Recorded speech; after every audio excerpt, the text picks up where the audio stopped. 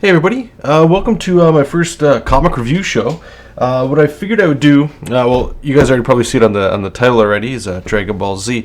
What I wanted to do for a little while, and I don't really know why I haven't really started it, but I haven't seen too many comic book reviews or just art book reviews, on some of the things that I wanted to pick up. So I figured, what the heck, I'd start my own little, review shows to parallel with the Scribbles with Jonathan show.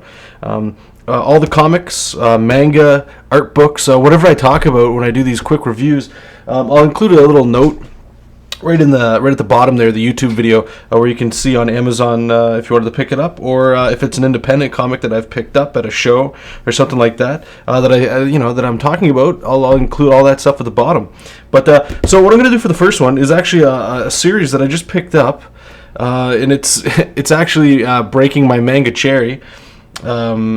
It's Dragon Ball Z, and I remember watching this as a kid, as I was growing up, more of a teenager, not really a kid, and I hadn't watched the entire series, as most of the show, they always end up with the main characters just powering up to try to beat a bad guy.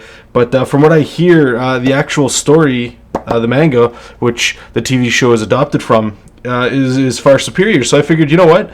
I got a little extra Christmas money, so I figured I'd pick it up, and I picked up the box set, which is actually it's pretty expensive.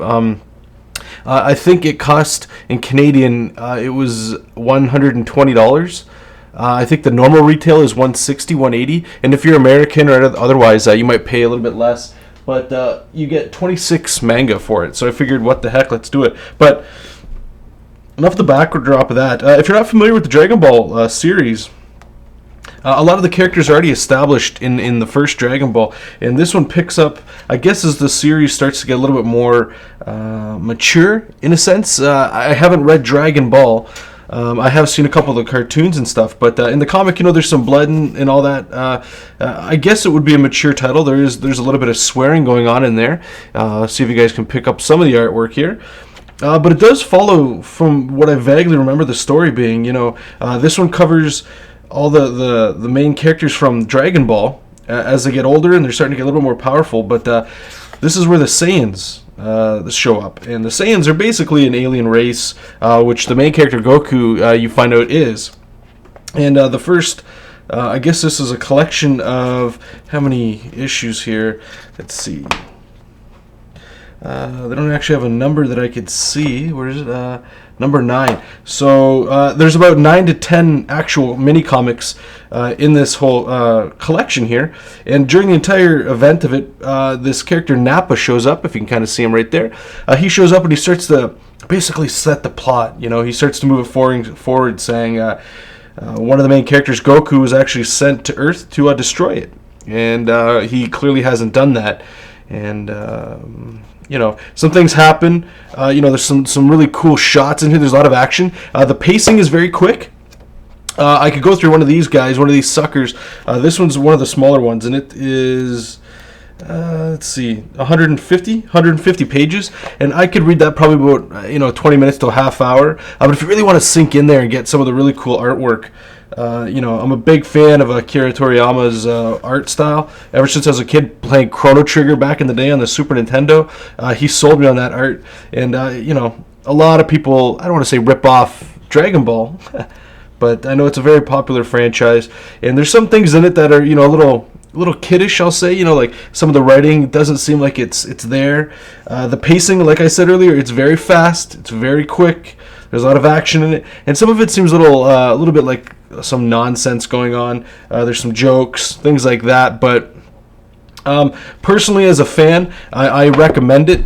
I'm already on to book 3, but I'm going to try to stagger these reviews as I come out. I was actually considering doing multiple issues in each review, and I may change that as we keep it going, since that'll be 26 shows talking about individual ones. But again, if I could recommend this or not, it would depend on if you've watched the Dragon Ball shows, if you like the art style, if you're at all interested in it. I mean, you could pick up the issues individually.